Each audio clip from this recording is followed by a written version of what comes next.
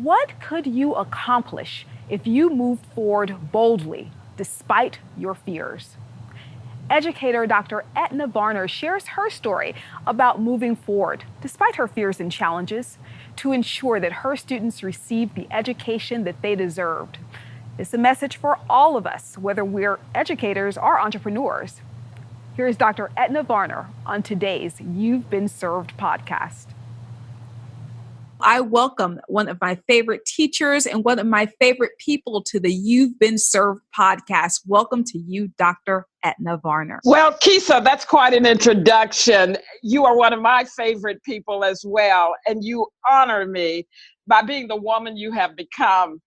Every teacher lives to have a student like you and to feel as if she's contributed in some small way to her success. So thank you for inviting me to the podcast. Oh, thank you for joining us. And there is so much to get into around your approach to compassionate education and service as an educator in your community as well as in your board work. But first, in 2009, you spoke before the U.S. Senate Education Committee on changes to No Child Left Behind and improved transitions from high school to college.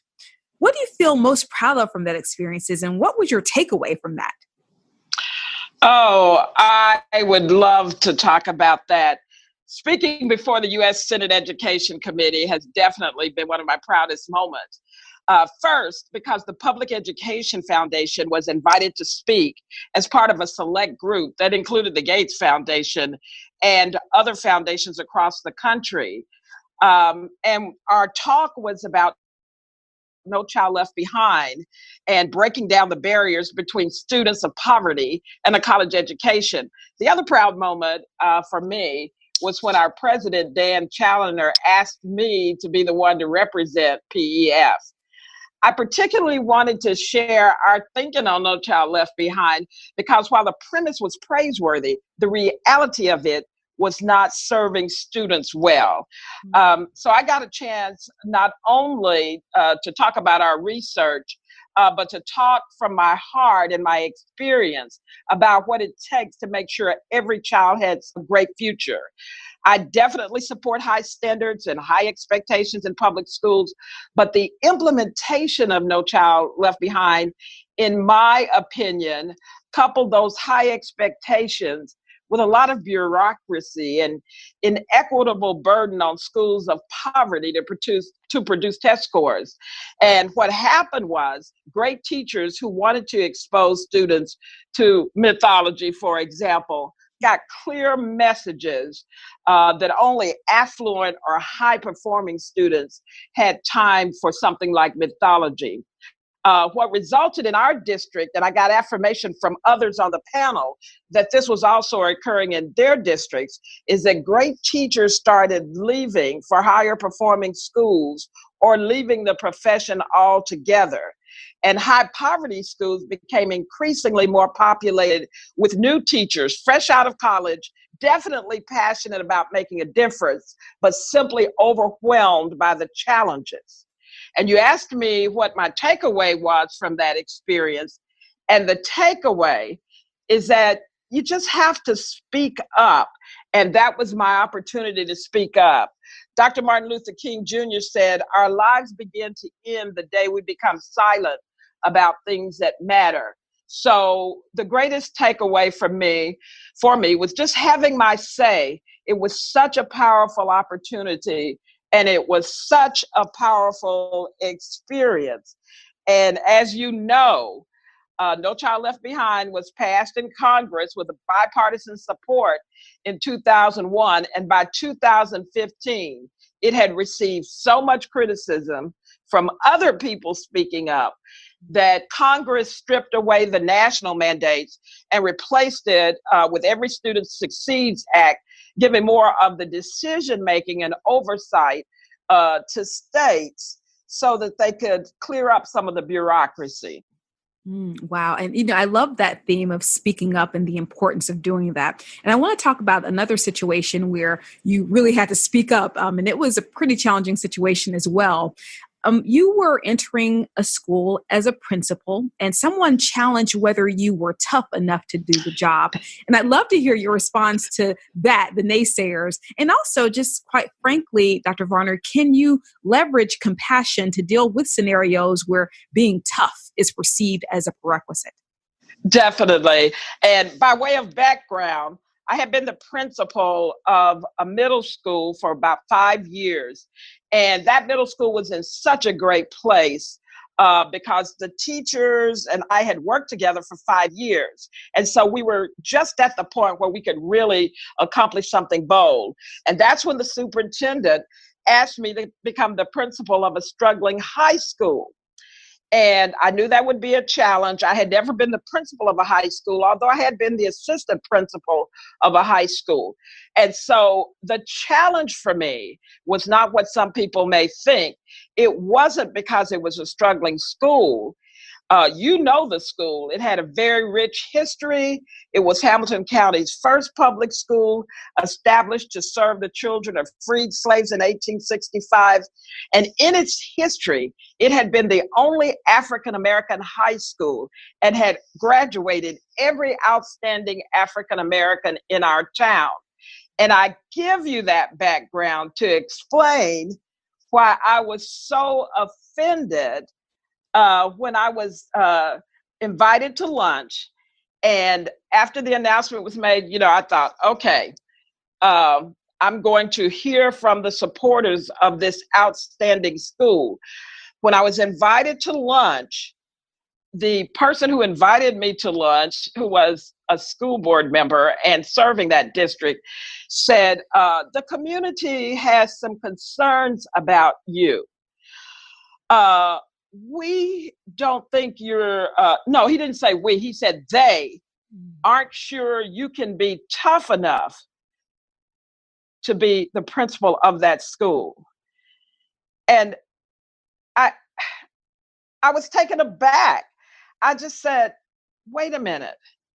If I were being recruited to the highest performing schools or to a private school, they would want to know if I'm smart enough, or if I could attract the most outstanding teachers in the region, or if I could engage parents or inspire corporate support for the school, or if I could work with students to turn failure into success. And so I said, and all you want to know is if I can be tough enough? Is that your highest expectation for the students of Howard, the school I'm talking about? And he said to me, that's okay. I think you're tough enough. So you answered this question. Right. Really?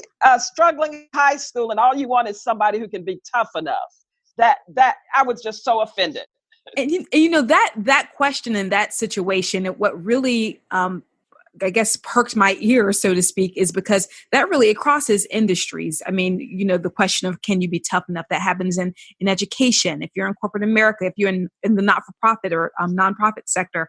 And that question really can give rise to some folks to that imposter syndrome. So your first question is, am I tough enough? And then that's followed by sometimes, well, should I even be here? And that's why I was so pleased that you nipped it in the bud really early on.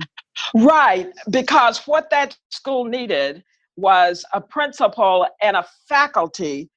You were talking about compassion, that had both compassion and tough love and those high expectations. And I had a wonderful tenure at that school. I got an opportunity to select faculty.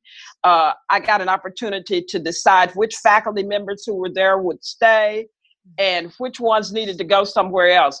And it wasn't because they weren't good teachers. It was because they had lost the meaning for these kids. And so with a great faculty, with very high expectations, with compassion for their struggles with poverty. And it basically what they were doing was these kids were coming to school saddled with incredible challenges, but still determined to have a future. And we had to be a part of that future, not just a school that contained them or not just a school that kept a lid on it. And that's what I see happening so often in struggling schools, hiring someone who can come there and just keep a lid on it. No, these children deserve a future, and they deserve fearless people. And so one of the questions I used to ask the faculty from Spencer's book, Who Moved My Cheese? What would we do in this school if we were not afraid? And mostly I wanted them to think about what we would do if we were not afraid the children wouldn't respond. If we were not afraid the children would fail. And so that barrier is a barrier we had to remove. And so we decided that we were going to send the kids to high-performing schools and have them come back and tell us what they saw that they wanted in their schools. Send the teachers to high-performing schools. And we decided that our school, we were going to do and offer our students the same thing they would get if they were in the highest performing school in the district. That definitely takes us to the work that you're doing now with an organization called Project Inspire. That organization really empowers educators in high need schools. And I'd love for you to tell us about Project Inspire and your thoughts around the qualities and characteristics that should be reinforced so that students can have the successful academic life that you talk about. Right. Project Inspire is a teacher residency, and there are teacher residencies across the country. We're one of the few, I think we're one of two in the state of Tennessee. And we recruit career changers, for example, someone who has graduated from college, worked in another field. For example, we recruited a student who was an engineer, had graduated from Georgia Tech. And he said in his interview, I was sitting in my cubicle making a living when what I really wanted to do was make a difference. So he left his engineering job. He'd always had a passion for teaching. And then some of our recruits are students fresh out of college who had thought about teaching and then changed their mind, majored in something else, but they still had a calling for teaching. And so we have a really rigorous recruitment and selection process. And in that selection process, we're not necessarily looking for people who have the strong content, because we can teach them the content. They have to come in with very good grades, but we can teach them the content they need to teach. What we cannot teach them is to have high expectations and passion for kids and determination that they are not going to grow weary from the same challenges that kids live with every day, that they will go back in there the next day. They will work together as a collaborative to think of ways to remove those barriers that kids in struggling schools are facing every day. So that's what we look for in the interview process. And then once we select the candidates, they get to spend a year in the classroom of an excellent teacher in a high need school so that they can see him or her model those strategies I'm talking about.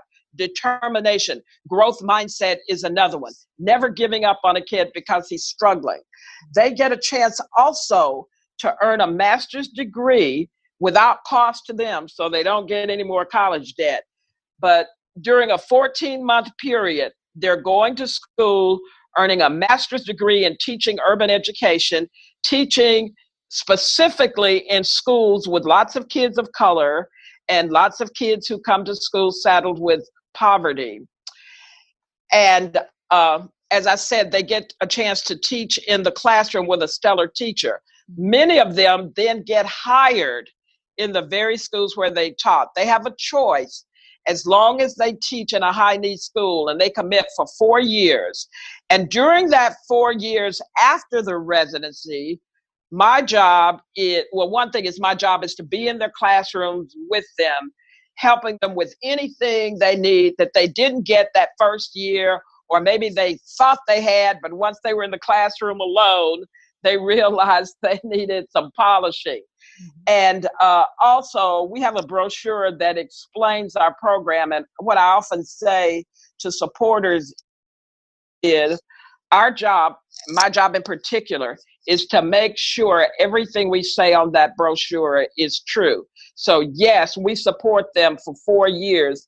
And actually, after they fulfill their commitment, we support them beyond that. All I have to get is a text message from one of them saying, hey, I'm struggling. I need extra support. I'm having trouble navigating some bureaucracy of the school system that's standing between me and giving my all to kids. And we are there for them. So it's an excellent program. I wish we had had that when I started teaching. I got a great traditional preparation for teaching, but it took a few years to get my rhythm. By the time I taught you, I had lots of experience. Yes, yes, I definitely we could all tell that, Dr. Varner. We could all tell that. We talked a lot about support from the community and these types of organizations and how they can support teachers and how they can support educators, and lots of conversations around how parents and educators as well can really work to support each other. But what I feel like we don't address enough are those compassionate, conscientious, woke, if you will, people who may or may not have children in the school system, but still they care tremendously. I mean, I think that might be a missed opportunity. So I'd like your thoughts on how we can engage individuals, those who support healthy, compassionate education initiatives, even if they don't have children in the school systems. What role can they play? Well, this is your hometown, so you may know and remember this. We have lots of people who want to help, but don't know how to help. And in the history of schools, we've had people who will buy T-shirts and pizzas for events. And while that's nice, that's not the life-changing, transformational work that needs to happen in schools. So as you know, I'm on a lot of boards, and often people say, how can we really help public schools? I was with a group that gives grants to teachers, which is extraordinary because there's never enough money for teachers to do all the things they want to do with kids. But they asked, what can we do beyond that? And one of the things I suggested, because I heard it said in a meeting, is what if you decided to join the PTA of a high poverty school? Because your parents who know what good schooling looks like, you demand the best for your kids. Many of them have their children in private schools because they can afford to, and they were in private schools, so they have a history of that. But I said, sometimes parents of poverty don't even know what they should be asking for. You would be welcome to join their PTA and just to listen to the reports and listen to the concerns, both of the schools and the parents, and be that voice of someone who's connected to resources, be that voice of someone who knows what they should be getting that they are not even aware of, what they should be demanding and not just allowing to happen because they're poor and they may not have the influence that people of affluence have. So that's one thing. Join a school's PTA, attend the PTA meetings, and work with parents, especially parents of poverty, on making sure they're getting from the district what their children are entitled to. How does that play out? So someone who doesn't have a child in the school system or may not have a child in their life at all, what you're saying is that they can just simply find out when the next PTA meeting is, actually go there, and they can speak up and make suggestions, and that won't be questioned. That, okay, this is your child. No, what they would do in advance is call the school or visit the school and say, I'd like to become a member of your PTA. $5 is typically at $5 or $10. And they are members of the PTA. Schools welcome that. People don't know that schools welcome members who are not necessarily parents of children. They're members of the community. And schools do everything they can to invite the larger community. So you don't have to have a child in the school to be a member of the PTA. Join the PTA. I'm a member of PTAs, and I don't have, in schools where I don't have children. Go to the meetings and be a voice when you hear the concerns to help parents understand what they should ask for, what they're entitled to, because in a high-performing school or school of affluence, and I have served in those too, I know what the other people get. I know what the other children get. And again, sometimes when you're poor, you don't even know you're entitled to that. You're grateful for what you have, but you deserve so much more. And one example of that is you deserve for your students, for your child, to be in an environment that says, we're happy to have you here. I go into some schools and they look like, I don't know, the bus station in the worst part of town. And then I go into other schools and there are paintings on the walls, there are inviting chairs. And when you go there, it says, we're so happy to have you in your home away from home. And so I think that's what parents can add. And then they do have connections to resources too.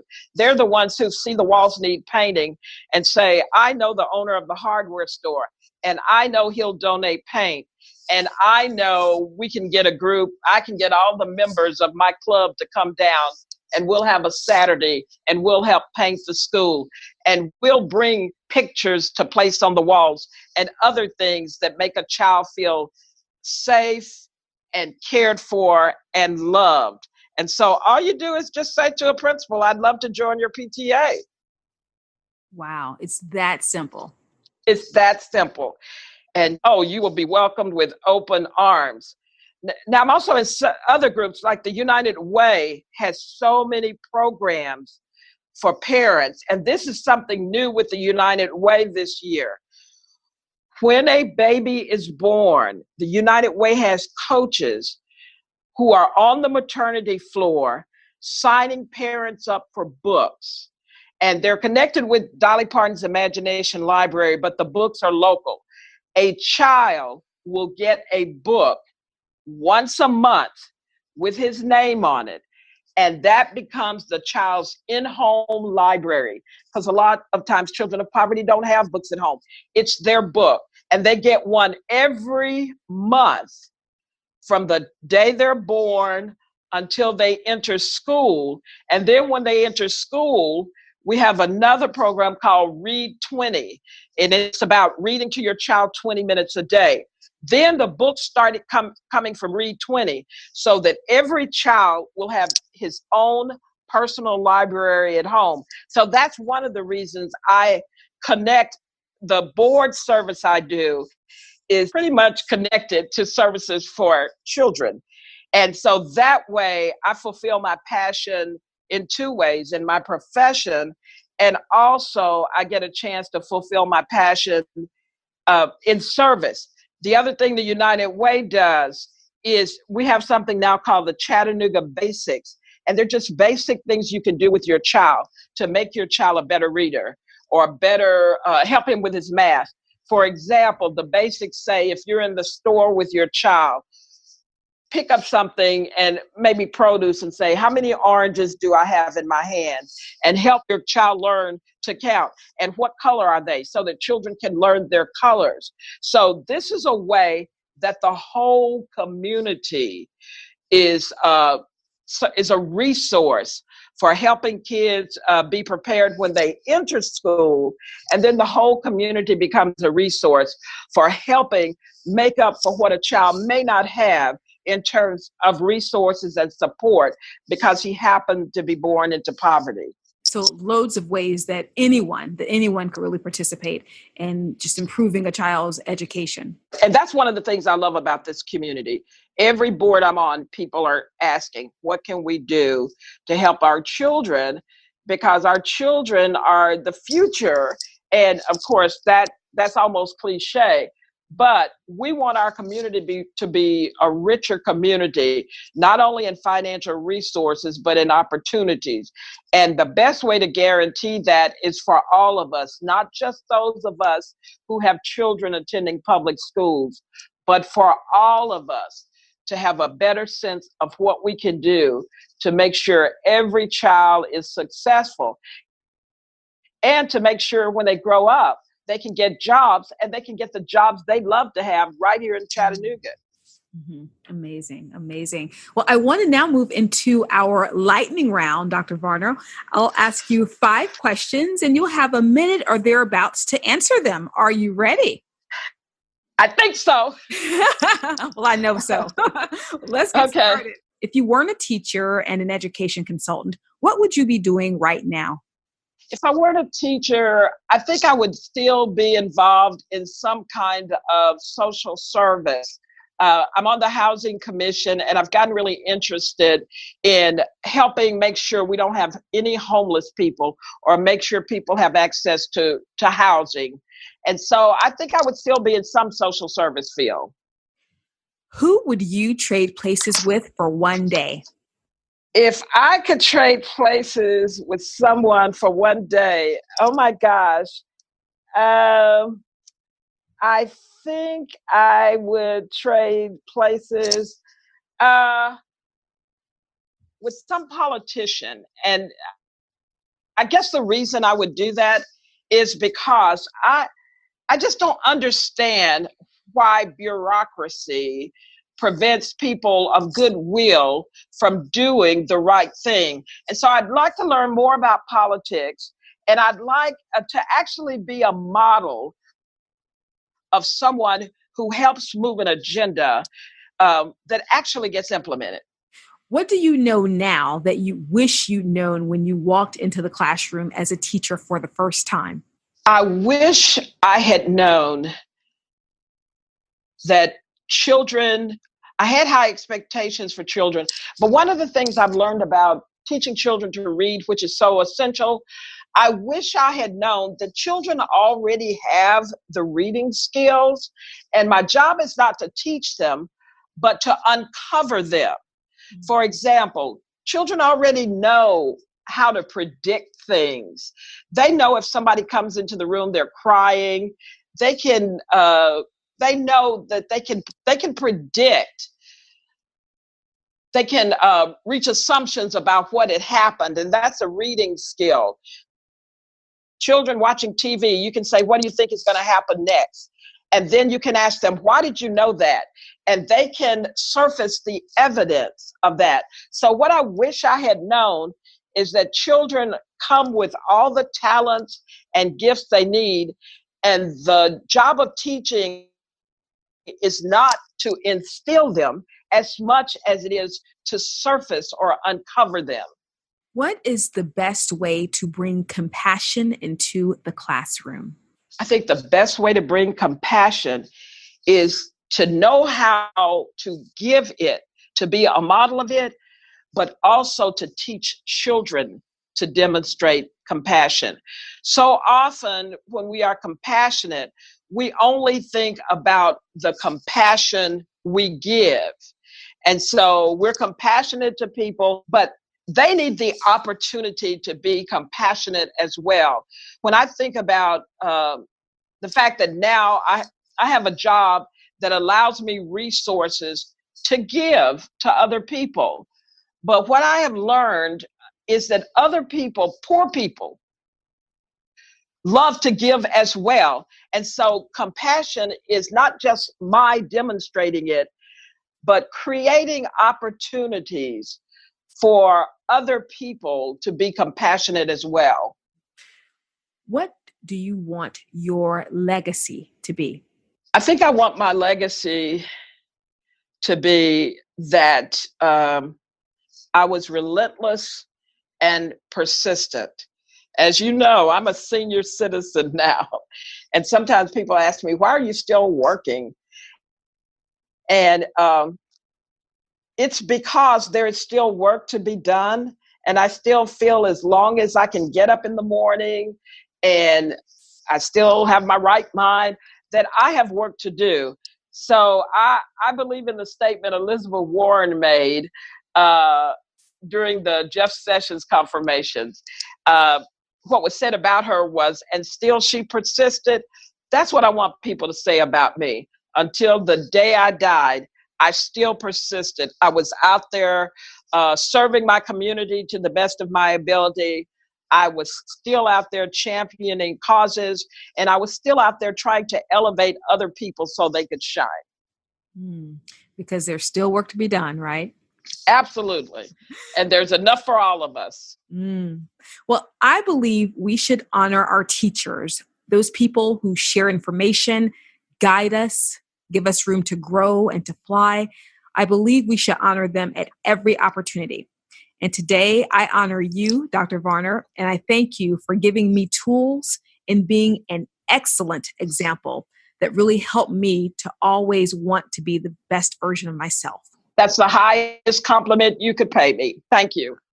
Thank you for joining the You've Been Served podcast, Dr. Edna Varner.